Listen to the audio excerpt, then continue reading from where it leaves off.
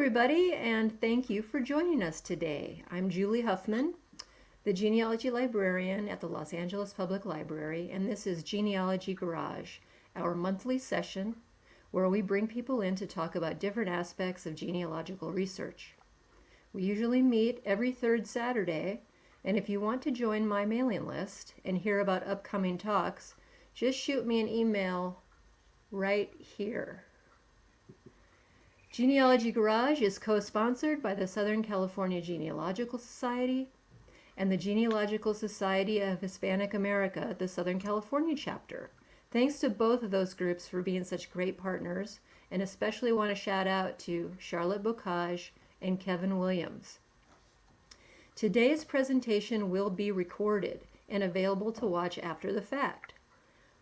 Write down any questions as they come up during the presentation, and we'll either get to it then or we'll get to it at the end of the presentation. And there's not a handout today for the event, but remember, since this is being recorded, you can always watch it later if you miss something. So every year, in honor of National Hispanic Heritage Month, our library hosts an LA Libros Festival.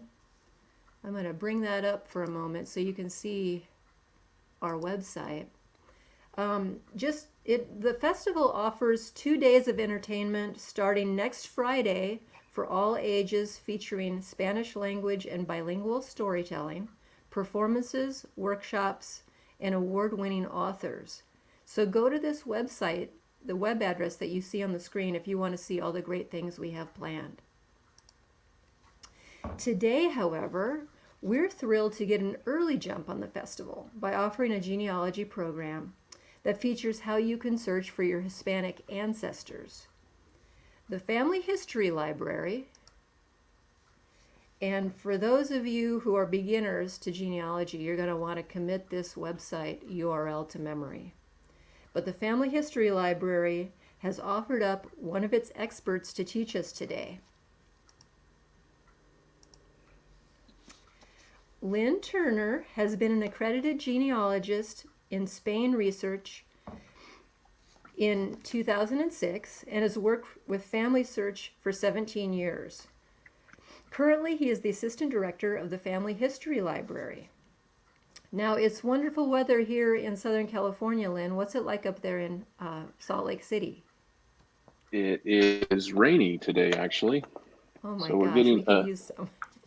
We're getting a little break from the smoke that you guys have been sending over to us. Oh, sorry about that. Not Southern No worries. California's fault this time, but okay. So Lynn, why don't we just get right into it and hear what you have to say about this great topic? Great. Well, thank you, Julie, for the introduction and the invitation to participate in this great event in celebrating Hispanic Heritage Month, and just being here with the LA Public Library. I wish I was in Los Angeles right now, enjoying some better weather than here in Utah. But you guys will have to enjoy this class from my office at home.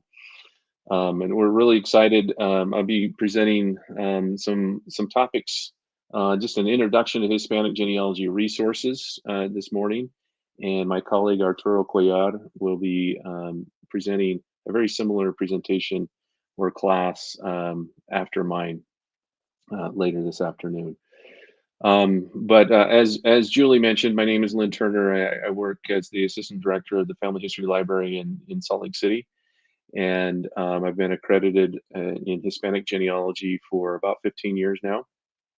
And this is one of the things that I love to do and help people with. In the library, we help thousands of people every year in tracing their family history, and I'm fortunate enough to help those with Hispanic heritage. Also do Portuguese research and Italian research if they force me enough into doing it. So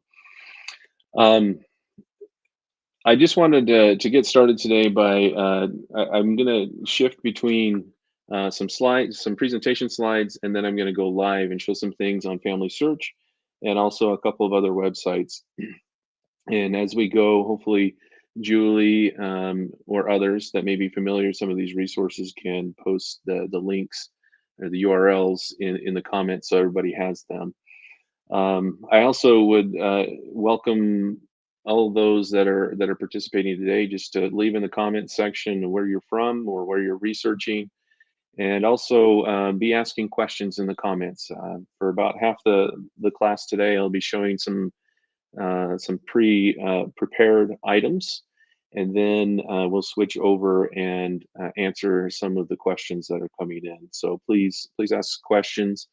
If there's specific questions on how to find Juan Garcia in Chihuahua, Mexico, we may have a more general answer than taking the time to try to find your Juan Garcia. But we look forward to getting those questions. Just to start today, I want to go over just a couple of things, a couple of objectives. I want to just hit three main topics, and then we'll go over to your questions. The first topic that I want to just hit on is getting started. I'm going to show you some resources, but also talk a little bit about the complexity of doing a class like this and covering so many areas. We'll also talk about online help resources, and then I will show you some places where you can go to get some personalized help with your specific family history. So first of all, when we talk about Hispanic genealogy, we're talking about quite a large area. And as I look at these two maps, I actually my heart just kind of it starts to race because there's so much to cover.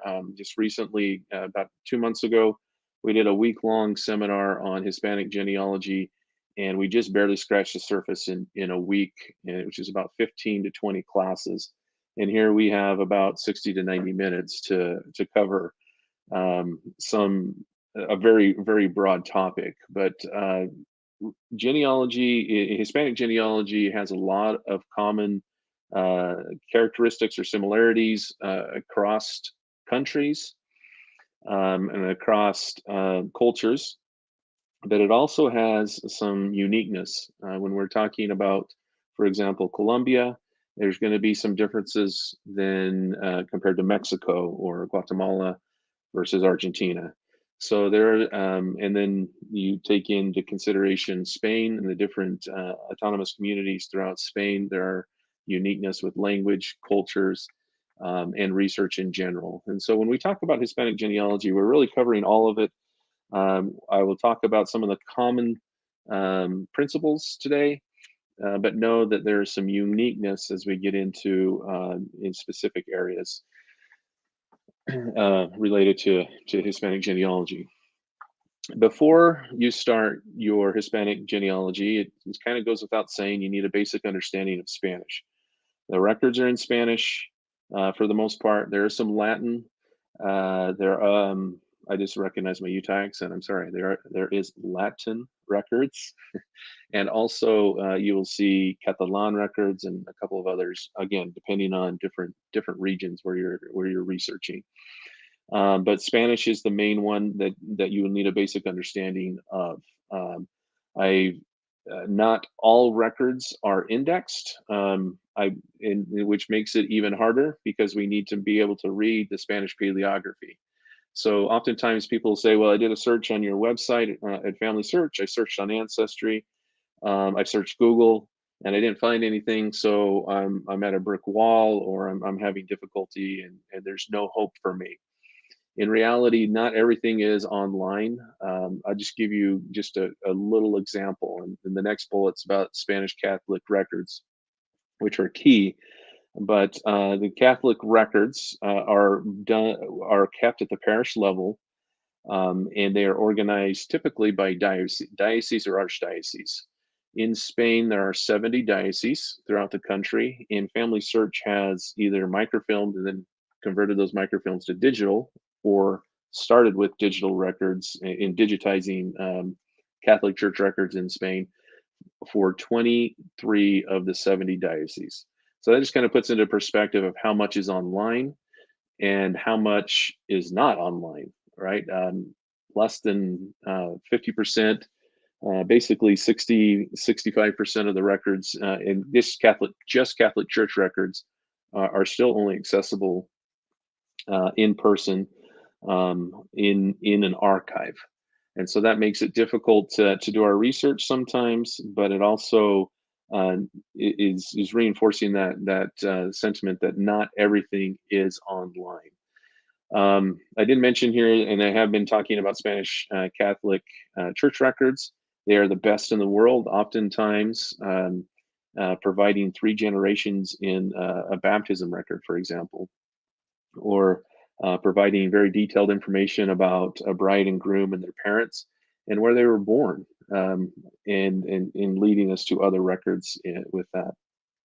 So, and as I mentioned earlier, a lot of the principles that we'll talk about today can be applied to any country. So, if you're joining us um, from wherever in the world and learning about your ancestors from Chile or Colombia, Guatemala, Mexico, the principles will typically be the same. So, a couple of assumptions today. I know in working with Julie a little bit, she did indicate that the vast majority of the participants would likely be beginners, and that is just fine. But I do have an assumption that you either have an interest or you have done a little bit of genealogical research, and you may have done some research and not even been aware that you had done some genealogy research in your life. But you're also so you're new to the Hispanic research, and that you have some familiarity with FamilySearch.org and Ancestry.com. And it's, again, they're not requirements, but I'm just, as we talked through some things, I'm not going to show, for example, how to register an account or create an account on Ancestry or FamilySearch, right? I'm gonna hop around a little bit on those websites and show you some key resources, and hopefully we'll be able to find those later on, or give you some suggestions on where you can learn more about those. Also, as you're beginning your family history journey, I highly recommend this book by Dr. George Reiskamp, Finding Your Hispanic Roots. He also has another book, which I happen to have here. This one's out of print. I refer to it as La Biblia. It's Tracing Your Hispanic Heritage, which was published before Finding Your Hispanic Roots. Both are great resources. I did put this little disclaimer on here. When he published Finding Your Hispanic Roots, I believe it was 1997. There, some things have changed if if you've been paying attention in general, right, with technology. So there are some things that have changed, and I recommend replacing, for example, Chapter 4 with another class, which I'll show you how to get to the Family Search Learning Center here in a little bit. So, in getting started with that background and those suggestions, first, I highly recommend, and this is often overlooked, in getting started with home sources, what we refer to often as home sources. Just this week, I actually received an email that that I used the name Juan Garcia at the very beginning. I actually received an email saying, "Can you help someone look for their ancestor, Juan Garcia, in Tampa, Florida?" And I didn't have any background on that. That background comes from home sources more often than not. Okay, so you'll notice a picture here of a old family photo, right? Old family photos might have names on the back of them. They might have other information on the back of them. They may even trigger some memories of older relatives that we have that knew some of these individuals and can provide more information about maybe when they were born, where they lived, maybe when they immigrated to the United States or when they immigrated to another country, whatever the case may be. You see another photo here of a lady going through different family documents. These can be letters, photos. I've had individuals bring me funeral cards or funeral announcements that have a lot of genealogical information on them of where they were born in a specific country. You may have old death certificates or birth certificates of some of your ancestors, or you might even have a journal or other things. And hopefully, as I'm suggesting some of these things, some ideas or um, thoughts are coming to your mind of, oh yeah, we do have this of my grandfather or my great uncle or great aunt, for example. Oftentimes there's a old book, as you see in another picture here, that may have some genealogical information about some of those ancestors or even where they came from. Maybe there's an old interview. I know my father passed away in 2014, and before he passed away, several years before he passed away, actually, one of his grandchildren interviewed him for a school project, and he provided great details about his childhood, where he grew up, and some other pieces of information that we knew as a family, but you may have some of those types of things laying around or stored away that you didn't know before. And so I encourage you to dust off those boxes in the garage or in the attic or wherever they may be stored, and just look through them and see what information you can find, and also start talking with other members of your family that might know. Cousins may know, brothers and sisters. If your parents or grandparents are still alive and they have some information on their parents or other generations, please speak with them, because this is where it starts. If you have a solid foundation, it's a lot easier uh, to, um, to start your genealogy research. The next step in all of this, first and foremost, is to start building your tree. This, I am completely agnostic of what system people use. As an employee and representative of FamilySearch, I prefer FamilySearch. It has a lot of things that I like, but there are many other options out there. I just throw out three or four of them. Whether the one on the bottom left is Family Tree Maker, which is not, which does sync up with Ancestry and FamilySearch, but it is something, is a downloaded program that you put on your computer, and works great. MyHeritage is a good one. Ancestry is great. FamilySearch is great as well. People ask me regularly, well, which one should I use, and how should I know which one I should use? This really depends on your needs. For example, I believe that FamilySearch has some great features for most people, especially those that are beginning, for memories and adding those photos, those home sources that we just talked about, photos and stories and other things of that nature.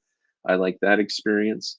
If you are really want to trace your family history and trace your DNA, maybe you were adopted, or maybe you're having struggles in linking back to your home country or your homeland, as we refer to it often at FamilySearch, I recommend MyHeritage or Ancestry that support DNA and provide DNA kits for genealogical research.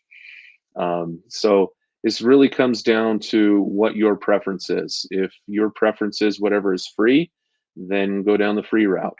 Uh, FamilySearch is a good example. If that's not important to you and DNA is most important to you, use one that supports DNA.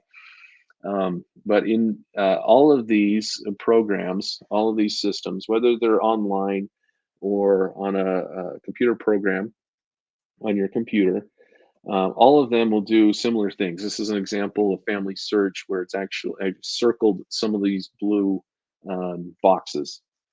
These are record hints on FamilySearch.org that the system, based on the database of names that we have, is saying, hey, we, based on the information you have in your tree and based on the information we have in our database, we think we have some historical records for these particular ancestors.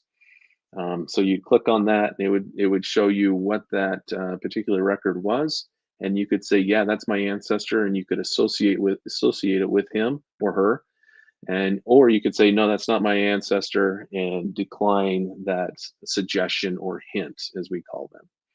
Okay.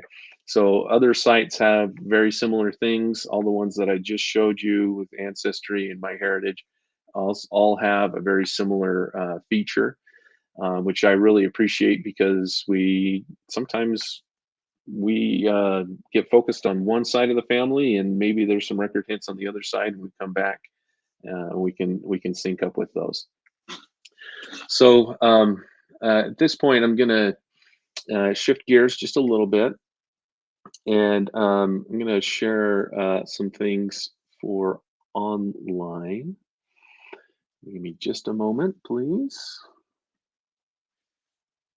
Okay, bring this over here.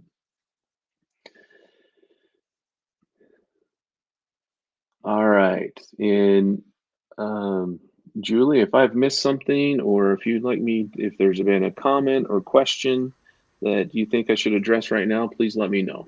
Well, we've just been having a lot of comments from people from all over watching. We've got a lot of Southern California viewers, and we have someone from Groveland, Florida. Sorry if I'm mispronouncing that. Um, but just lots of attendees who are just listening to what you have to say, and we'll probably have questions later. Great, thank you.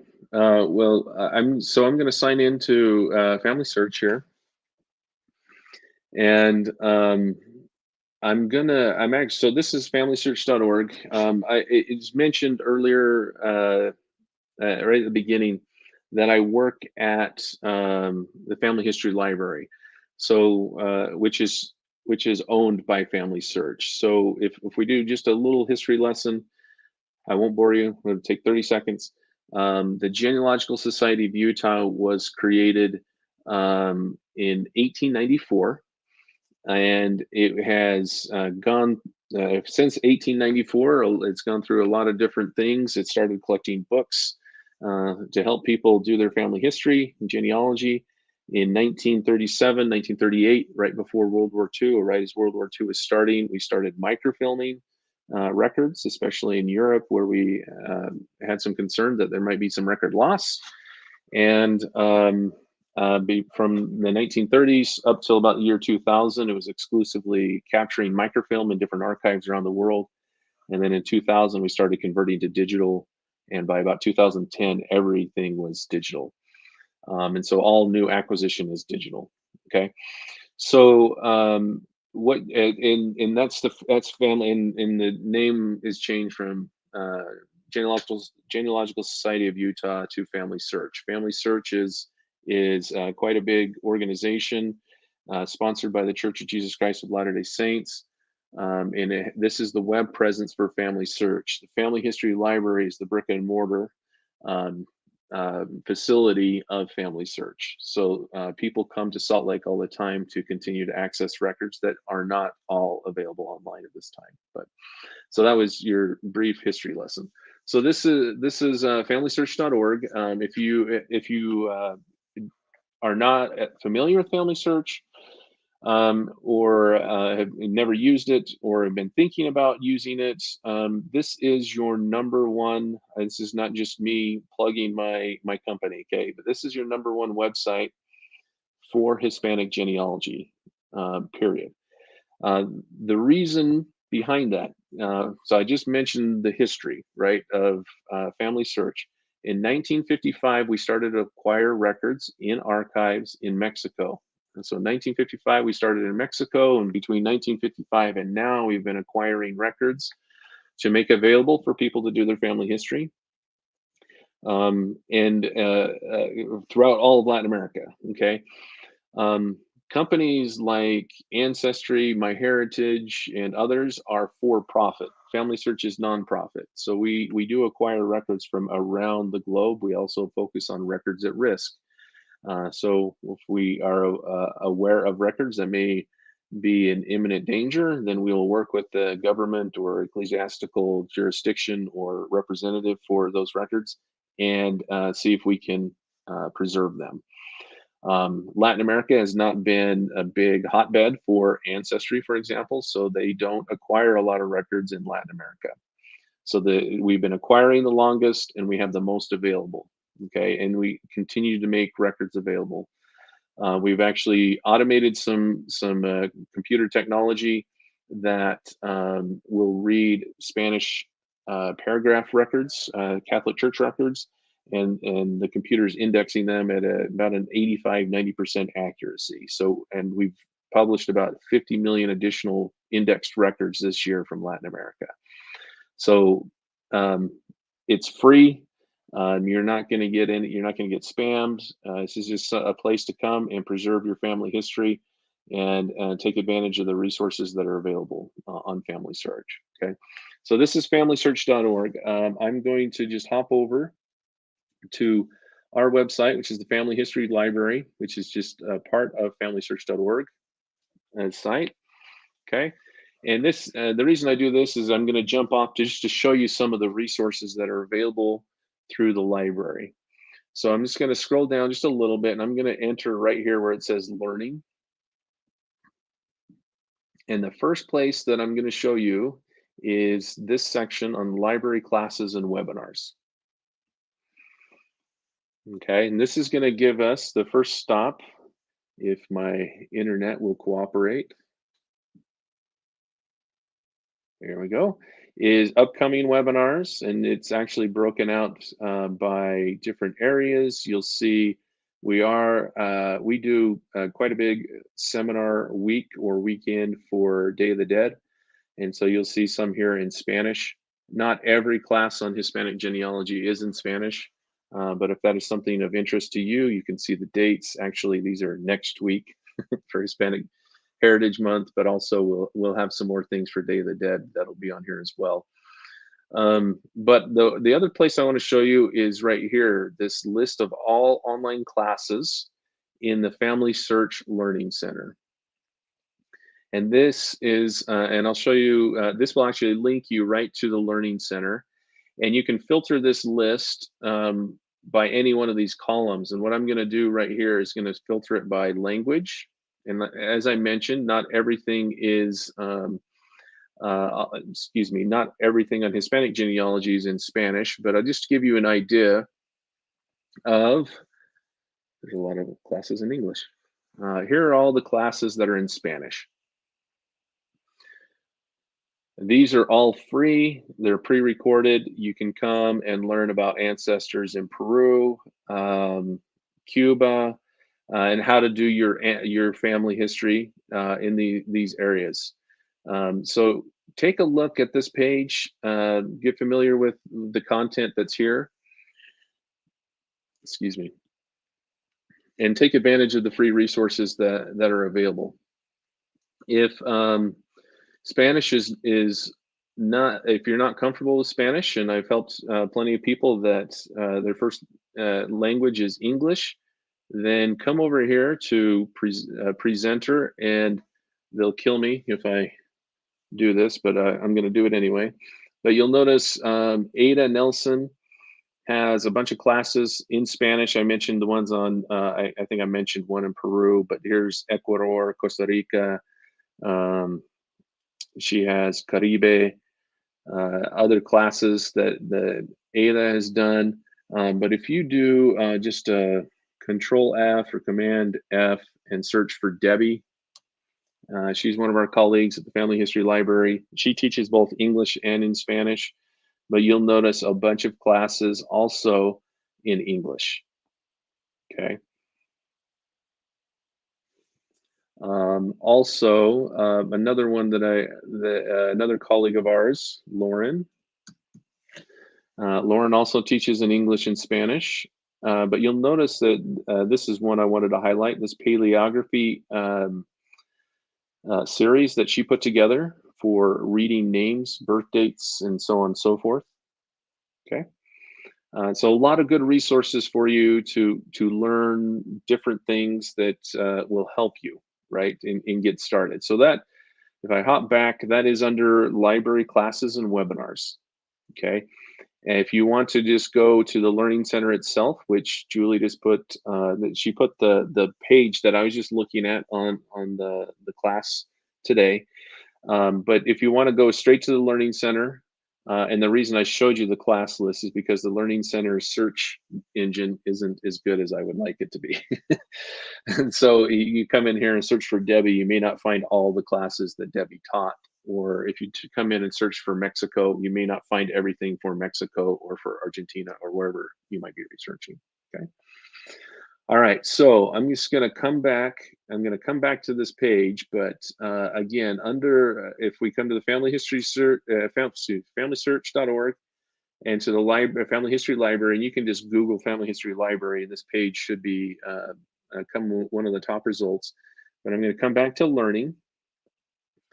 And one thing that is, in my opinion, is a hidden gem in all of genealogy is the FamilySearch Research Wiki. Okay, and there's a couple different ways to access this, but this is one of the easier ways. Okay, you can see the URL up there. It's FamilySearch.org/wiki. That'll take you to this page as well. What you want to do on this page, and for those of you that prefer Spanish over English, we also have a Spanish version of this. And so I would recommend doing both because they're not direct translations of every page. And so the English version might have a few more resources than the Spanish and vice versa. So I would just check. I saw a couple of things in here. In the comments, people are we have a lot in Southern California, believe it or not. That's a surprise. No, not really, right? So you probably have ancestors from Mexico. There may be others that I see here. We have Alberto's mentioning that he's found people with his surname in Mexico, US, and Argentina. What you want to do on this page is just come here to the main page and just type in the country. And then what I like to do is just go to the first one. It says Mexico genealogy or Argentina genealogy or Peru genealogy. And then this will take you to the home page for that country. Okay. And if any of you have used Wikipedia, it's set up very similarly to Wikipedia, but it has a bunch of great resources from quick start guides to how-to guides, research strategies. It also has genealogical word lists. It has an extraction manual, which will help you read records. Okay. Then also it will dig deeper into record types. For example, if you want to learn a little bit more about civil registration records in Mexico, just come over here, click on civil registration. And here are some video tutorials, okay, on civil registration. That'll, again, link back to the Learning Center that we just mentioned. Take you through civil registration, tell you when it started, for example, and how to best find them, okay? What's included in these records, so on and so forth. So this is a good do-it-yourself resource that FamilySearch has put out there. Again, it's free to use. We used to have a lot of this information in different publications, in print publications, and we made a decision about 10 years ago, give or take, to put all of that print publication and all the other knowledge that we had about research in different countries and roll it up into the FamilySearch Wiki. And so this is a great place to come learn, especially for the DIYers out there that are figuring things out and wanting to come back and find new pieces of information. I have some colleagues that teach in various places and national conferences, and I actually got an email this week from one of them saying, hey, you changed one of the pages on me. I'm going to be teaching a class next week. What happened? And we were able to figure out what happened there, but we got it all figured out and working. So this is something this is a place that a lot of people come and use. And so I use Mexico as an example, but we could come here and do Argentina. And here's the page for the home page for Argentina that you can go in and start researching more and more, learning more and more about records and how to do family history or genealogy in Argentina. I don't know if any of you have heard of the Allen County Public Library in Indiana, Allen County, Indiana. They're another big specialty library for genealogy. and they we and they collaborate together. We like to learn from each other and help each other out as the best we can. And their library director was telling me that just this again in a meeting this week that they have been having a lot of kids from local high schools and middle schools coming to do different projects. And the number one question is, how do I read this cursive handwriting? And one of the cool things in collaboration that we've done with, and they're specifically right, was around English language. But one of the collaborations that we've done is with Brigham Young University on this particular page. This is called the BYU Script tutorial, script.byu.edu. And this will actually help you if you're researching in just about any language. But if you come down just a little bit further on this page, it'll help you read English documents, Spanish documents, Portuguese, Dutch, Latin, so on and so forth. So I'm just going to come in here to the Spanish documents. Just kind of give you a feel for how it looks and how to use it. This will talk to you about different records in Spanish. It also has different alphabet charts. You can see what a capital A, uppercase A, lowercase a looks like, and different variations of it. You can also, let's see, list of surnames. Sometimes a surname might be kind of hard to read. There we go. And so having a surname list available to you to help you kind of decipher if that's a Q or a P or, whatever you may be looking at in a different name. It also has some practice and interactive exercises. So coming down to a christening or baptism record, it will actually give you a record and give you, here's a transcription of this one and a translation, but it'll also take you through some exercises to read records better. There's also right down here, this is how I learned, by the way, this records extraction guide. As I mentioned previously, we tried to take all of the information that we had in print materials from FamilySearch and put it online on the FamilySearch Wiki. There are pieces of this extraction guide, which was originally printed, I believe, in 1981, it says. I was going to say 1980. Again, in collaboration with BYU, they digitized it, made it into a PDF, and you can download the PDF version right here. And so this will take you through baptism records, marriage records, identifying names, genders, so on and so forth. And so if you need help in that area, this site is one of the best in tracking that information down. Okay, so when we teach paleography, this is one of the number one places we direct people to go to. Okay. All right, so I'm just going to show just one more thing back on FamilySearch before I forget. So again, I'm back on the Family History Libraries page here. Okay, if you want to learn a little bit more about our collection, the different services that we provide, feel free to come and play around. I wanted to show you this research help. I was going to leave this till the end, but I know if I do that, I'll forget.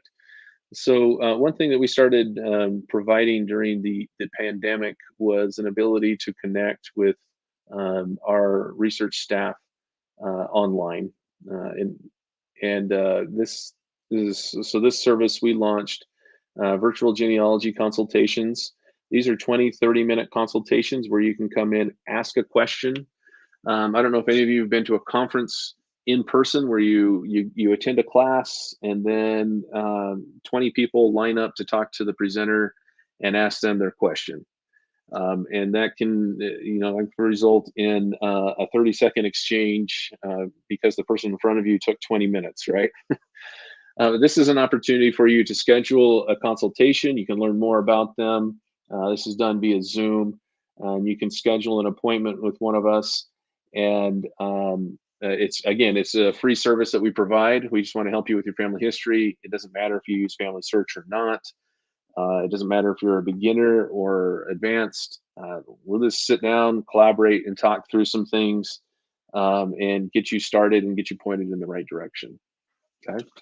Another option on here, on this particular page, um, is the FamilySearch Community. So if the FamilySearch Community is basically online forums or groups that where people may be researching in a particular area. Here these are just alphabetical. And so just adoption and normal family research. So if you have a question, you can post it here.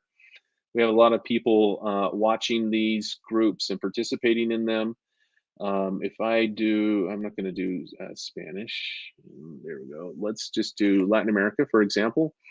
We have a Latin America group. We have Puerto Rico Research Lab. That's interesting. But so I follow a few on here. Let's see here. Let's see if I can find them because here we go. My groups. Well, they must have done something to my groups, but let's come back. They changed something on me. Our family search engineers tend to make some changes and surprise us.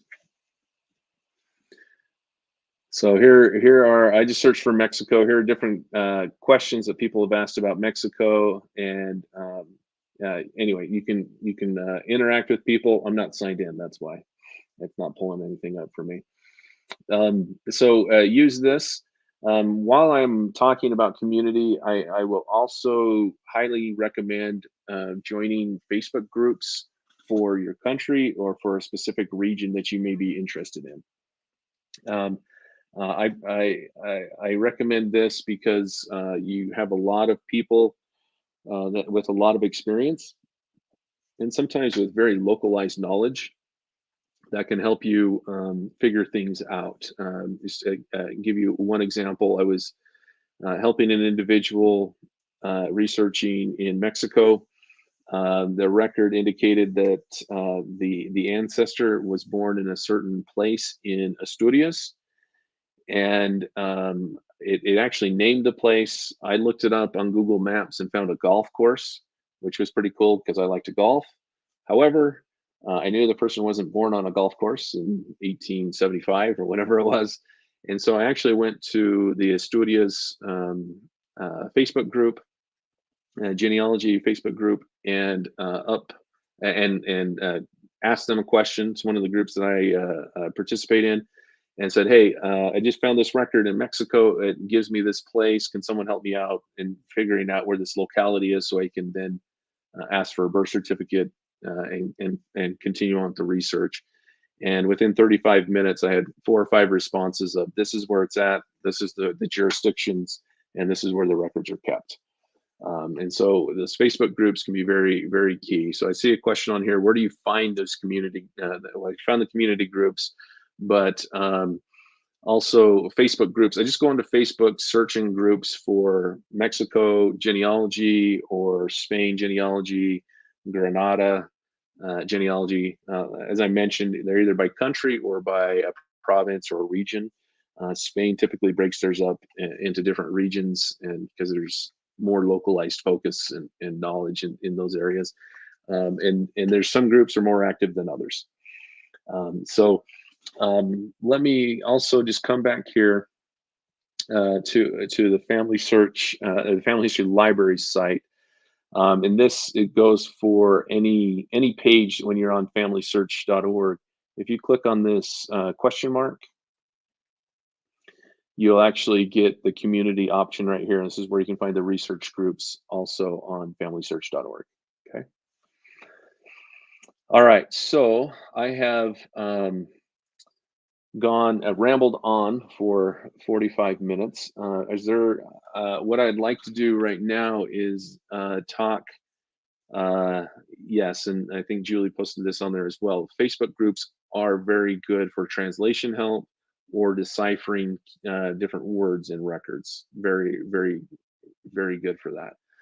But I wanted to, before I continue to drone on, I want to make sure that there aren't any questions that have been asked in the comments, or if there's a specific question or comment that you have that you'd like me to touch on, I'd be happy to just kind of shift gears and take some kind of Q&A at this point. So I'm just going to ask Julie, is there something that Well, one in particular you'd like me to address? one of our viewers today, Alberto, is kind of mentioning how his surname is found in a lot of different areas, like from Peru and Argentina and all over the place. What about maybe searching for your ancestors using the name as a clue? Okay, I don't know great. if you have any ideas on that. So Alberto, I see your last name is Saldamando. And this is what I recommend for you and for anyone in this particular situation. Okay, with genealogy, we need to start with the information that we know and work to the information that we want to figure out. Okay, so start with you, start with your parents, start with your grandparents. Okay, Saldamando, as you mentioned before in the comments, you've seen it in Mexico, you've seen it in Argentina, you've seen it in Spain. You're probably not, you might be related to all of them, but your ancestors in particular probably likely came from Spain and then to Mexico, and then from Mexico to the United States, or they followed a path from Spain to Argentina, and then from there either came to the United States or whatever the case may be. I don't know where you're from, Alberto, but in general, that's what we want to do: is start with ourselves, start with the people that we know, and follow the documents back to where they lead us. I will tell you right now, you typically will not see. Okay, he says most of his relatives are in Peru. You're not going to see a connection from Peru to Mexico. You're not going to see Spain, Peru, Mexico, United States. That's typically not how it happened, right? It's probably Spain to Peru, and then to the U.S. if you're now in the U.S. Okay. Now there are always exceptions to the rule, not always, but that does happen. But what I would say is make the connection between you and your ancestors in Peru and follow the records and what they're saying in Peru, and then hopefully you can make that connection back to Spain or wherever the documents lead you. So I see a question about DNA, and Julie provided a response. DNA is tricky, and it is actually DNA kits are not being sold in most Latin American countries for legal reasons. So most people doing DNA kits or taking DNA and getting their DNA results are usually in the U.S. or in a country where there aren't as many restrictions. I know Mexico, I believe it's still not legal. DNA, whether you're doing your Hispanic genealogy or in U.S., and other European research, as Julie mentioned, take you back about 5 generations or so. DNA is not going to solve your answer on its own. Typically, you're going to need to combine that with traditional genealogy records, birth certificates, marriage certificates, death certificates, baptism, marriage, burial records. Okay, so you're going to have to combine the two together.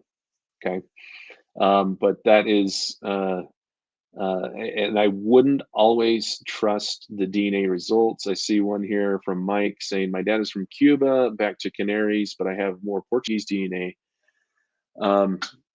I just had a colleague say that that Ancestry just updated their DNA regions again in Europe, and she went from like 37% Danish to now 57% Danish. So as these databases get more and more information, you're going to see your ethnicity percentages change, and so I wouldn't get too tied to it. In your case with the Canary Islands, There could be a connection with the Azores as well, but you won't know again until you tie back with original records and see and follow the clues in those original records. Okay. Will the FamilySearch.org available at Family History Centers have more records than a user logging in from home? This is a good question. So Kathy asks, and I appreciate this, Kathy, because you actually reminded me of another point that I wanted to make. So if you go to Google, I'm sorry, I'm looking at the wrong screen. If you come to Google and you type in find a family history center, and any one of these will work, okay? And I'm guessing Julie will post this in there for us. You can, these are, Family History Center is what we refer to as a branch library, if you will, of FamilySearch and the Family History Library, okay? So you'll see this map. I've got a whole bunch of them. I'm going to type in the town where I'm from or where I'm living. So in Lehigh, Utah, I have these different family history centers in my area that I can go visit, okay? Branch libraries. So Kathy's asking, is there more available in them than you can get from home? And the answer is yes. So as I mentioned earlier, FamilySearch has gone to thousands of archives around the world, created agreements with them to make records available. A lot of those agreements were originally for microfilm and microfilm distribution. That distribution was to family history centers, so people, not everybody had a microfilm reader in their home, including myself. So you'd have to go to a family history center to look at that microfilm, okay? As we changed to digital, we had to go back, work with those archives, and make sure that they were okay with us making those records available online. Some of them said, yeah, you can make them available online, but I still only want people to access them at family history centers. Or no, it's fine, it's okay, you can make everything available from home. So in Family Searches collection, I'm thinking of Latin America in general. Um, uh, Overall, it's probably about 70 to 75% of the collection you can get from home. And if you go to a family history center, you'll probably get an additional 20 to 20-ish percent. So nearly everything that we have available. There are some agreements where we still can't make anything available to anyone. Um, uh, Again, it's the decision of the archive and the records and how they allow access. The biggest areas that have restrictions for Latin America are Brazil, Uruguay, um, and for those researching in Italy, um, those are the three main countries for this group that you'd have some struggles with restricted records, but you should be able to access all those from a family history center. Thank you for asking that question. Hey, Lynn, I have a question. Uh, I always have trouble myself when I'm searching Family Search, figuring out if I should do the search the records area and Okay. filter by location, or searching the catalogs place search. Do you know what I mean? Great question. So a lot of the, not a lot, but some of the classes that I showed at the very beginning from the Learning Center will cover this in more detail. It's kind of hard to do in a few minutes. But let me take you back to FamilySearch.org. Got too many things open.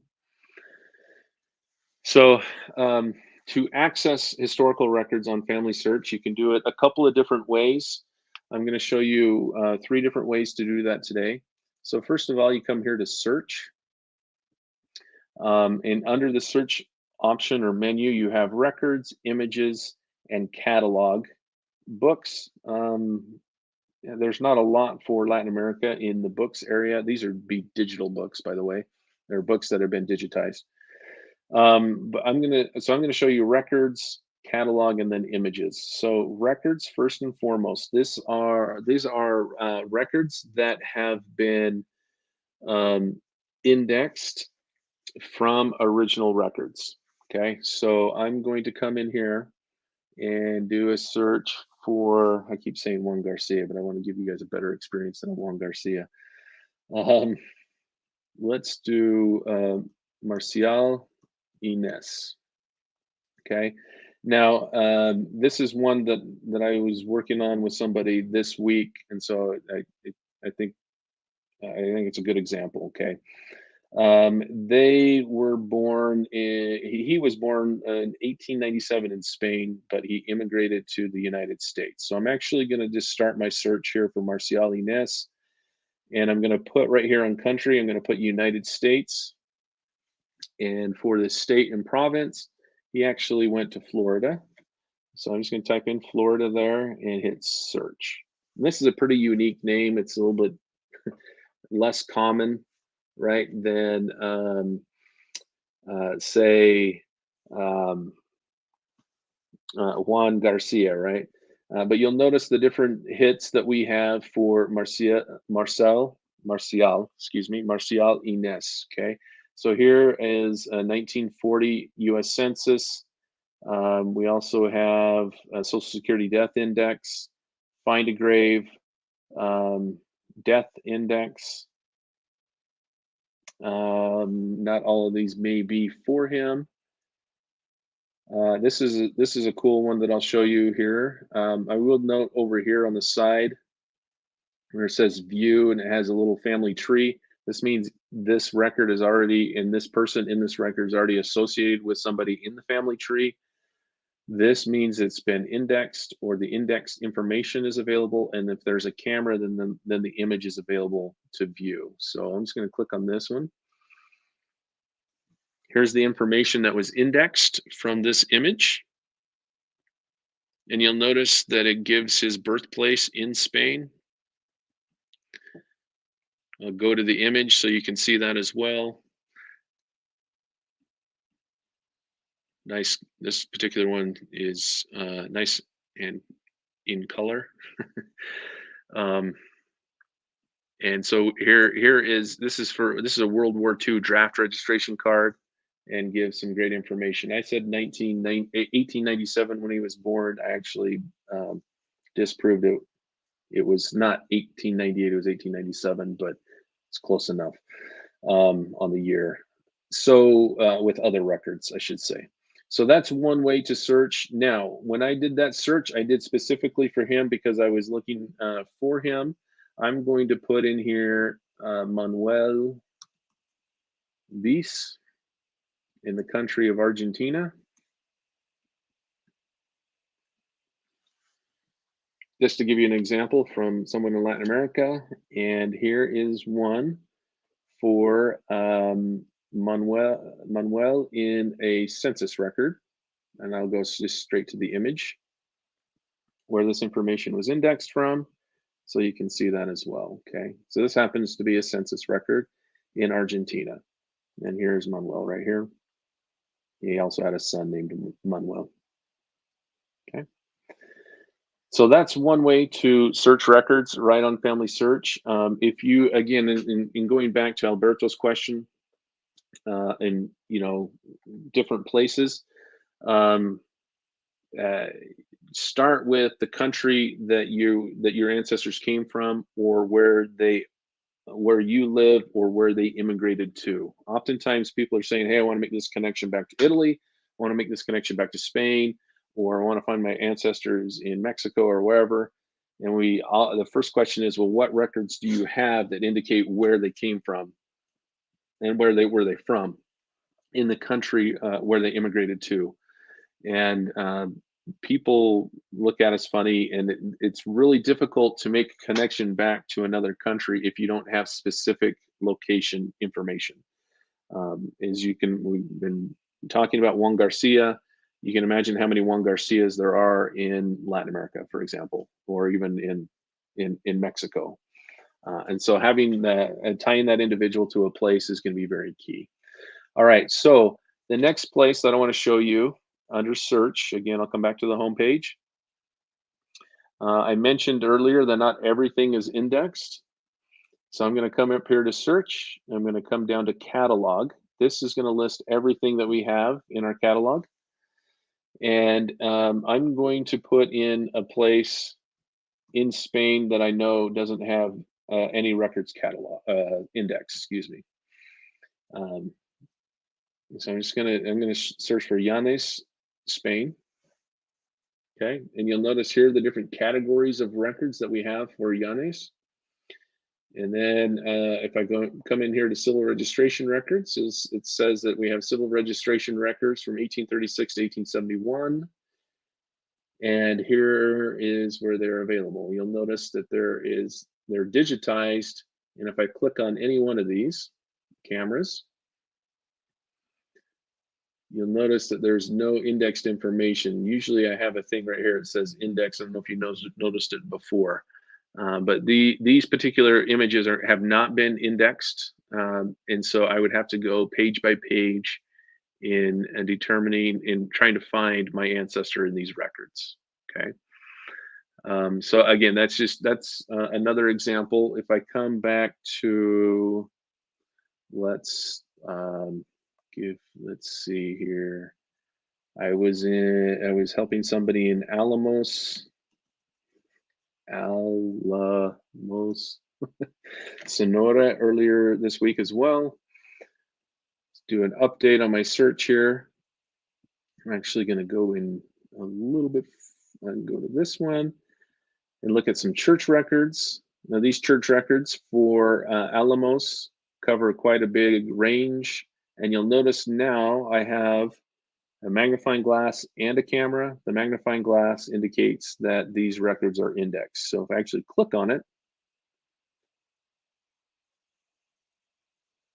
it shows what's been indexed, and then I can search for Garcia or whatever ancestor that I'm looking for. And I've just narrowed my search down to that particular group of records. Okay. Now I will, buyer beware. If you do see a magnifying glass, FamilySearch does not provide the easiest and best way. Sorry, I can't get back any further. This is fine. We don't tell you, and this is a weakness in our website in the way that we provide this, but it means that something has been indexed in that group of records. It may not mean that everything has been indexed, and so you want to double check. And there's some tips and tricks that we can help you with. Again, sign up for a consultation. Go visit a family history center. They can help you there as well. Okay. The other way, again, under search, you come here to images. Now, these images these are the images that are also available in our catalog, plus any new images that we are currently acquiring or capturing today. Okay, so FamilySearch captures about somewhere between 150 and 200 million images per year. And you can see it, and we're also scanning those microfilms that we had started, back in the 1930s. And you'll notice that image clicker is just going, right? So you come in here and you search for a place, just like I was doing before. On the catalog, I'm going to search for this place in Granada, and it'll show you different types of records that we have available. Again, these are unindexed images. And again, you can click on the image and start going through the images to see if they apply to your ancestor. I'm trying to find one that's, here we go. This is actually has to do with military draft records in Spain.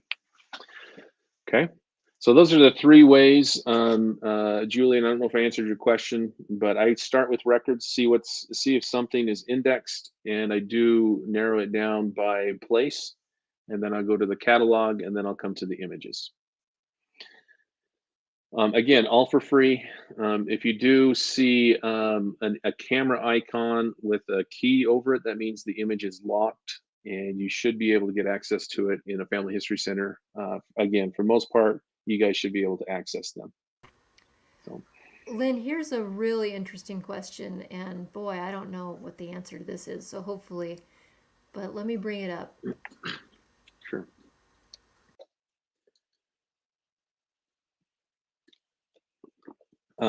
So are the records of the cruise that came with their with the Explorers. So it's a very good question.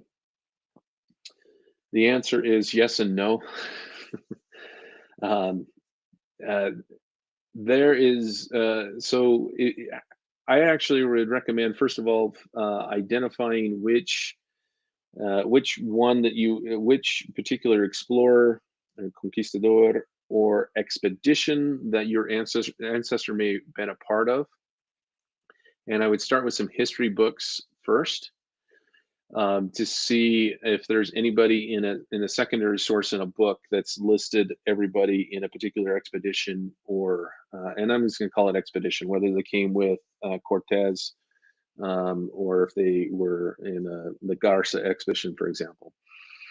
Um, I know genealogical societies like Southern California can help you identify some of those books, but also New Mexico Genealogical Society is a good one. Also, one of our good friend and colleague, Henrietta Christmas, and the New Mexico Genealogical Society could help you kind of track some of those things down. As far as original records are concerned, not really. I would show you one more site that is one that you would need to access. So it's called Pares. It just stands for Portal de Archivos Españoles. And this is historical archives collections from Spain. So they're Spanish explorers, pre-Republic time frame, pre-1821 if you're researching Mexico, and it's about the same in other places right throughout Latin America. Anything that predates the liberation, I guess you would call it, or the end of the sorry, I'm drawing a blank. Thanks, Vivian, for asking the question. The oh my gosh. Anyway,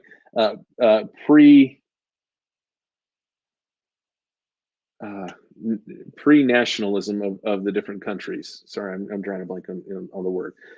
Is really, those records are going to be found. Anything government or related to Spain is going to be in Spanish archives. Okay, so you'll want to start. I'd start here with Pares, the Archivo General de las Indias in Sevilla, Spain. It would be the archive that has those. They did publish, and they do have on Pares some immigration records from the 16th century. But you also have to keep in mind historical context. You had a lot of people falsifying documents and lying and not recording that they were actually traveling to the New World, whether they're hiding from something, or whatever the case may be. So there's really not really good passenger lists. There are some out there, but you got to take them with a grain of salt.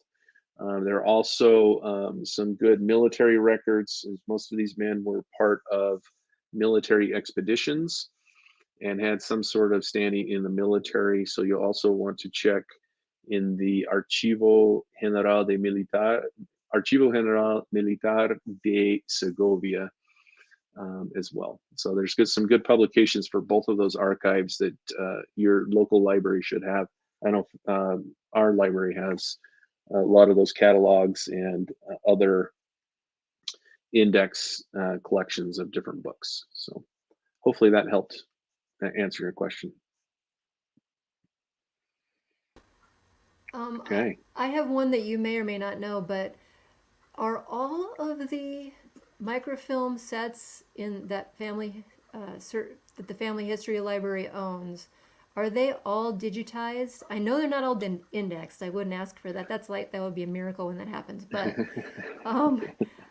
are all of, because I know that the Family History Library no longer sends its microfilm out to like satellite libraries, but is that because all of them are digitized now? So we discontinued microfilm lending to our branches mainly because the cost of microfilm reproduction. It's an old technology, and to find the materials to do that actually became extremely expensive. So over the years, as I talked about, starting in the 1930s till about up until about the year 2008, we still had microfilm cameras capturing records. 2.5 million rolls of microfilm were acquired during that time period. I have a celebration next week to celebrate the completion of scanning all of them. So I think it's actually going to be on the 21st. So yes, they have all been scanned. Now, as you stated, right? Not all of them have been indexed. And also, as we've been talking about here, also that not all of them are available from home. And there's going to be a handful of sets. It always kind of leaves me scratching my head.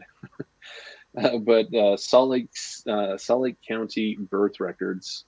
I don't know if it's county. I think it's actually Salt Lake City birth records for a certain time period in our own backyard are restricted from public access. And so we actually still have those microfilms in a special collection in our library, and they don't circulate.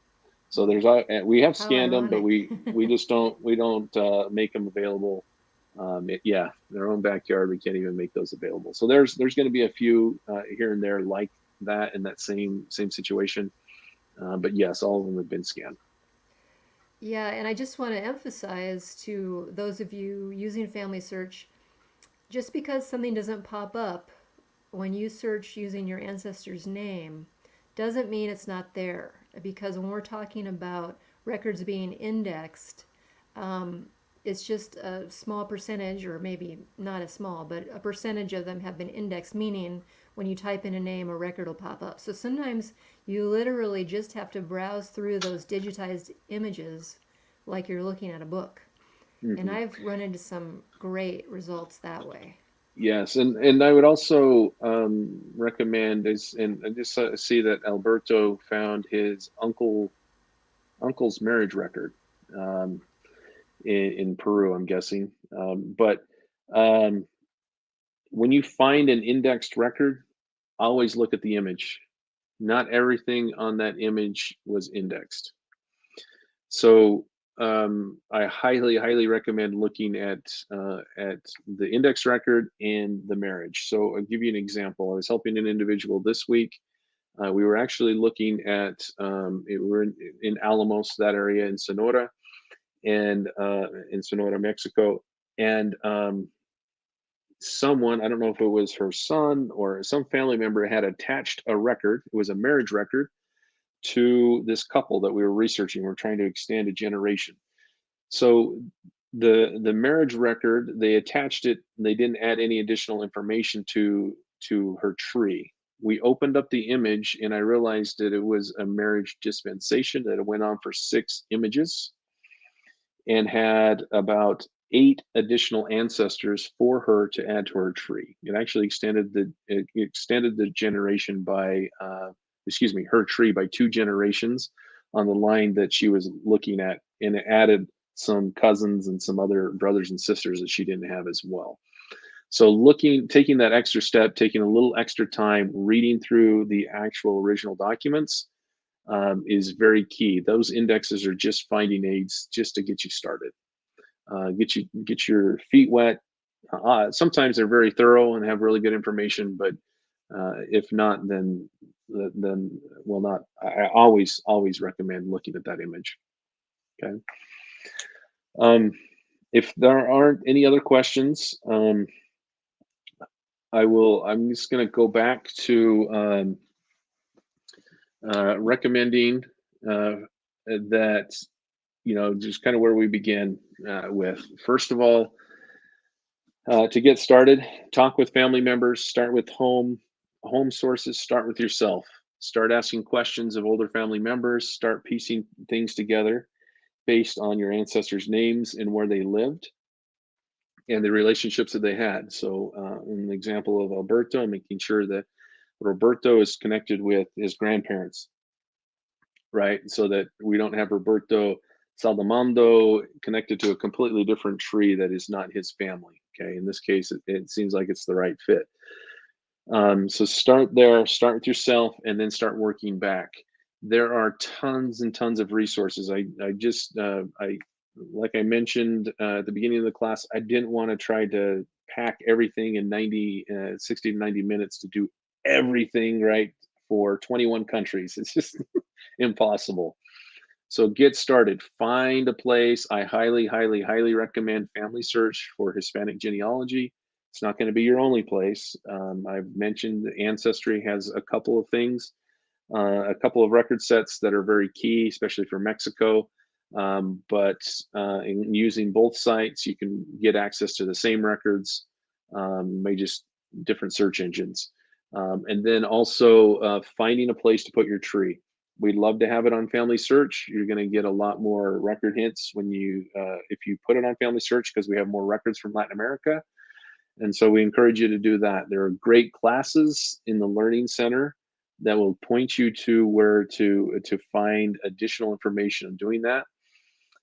Just encourage you to slog through some of those. In many cases, we've chopped them up into 3 to 5 minute little video segments, so they're not even that long to go through. And then lastly, ask us for help.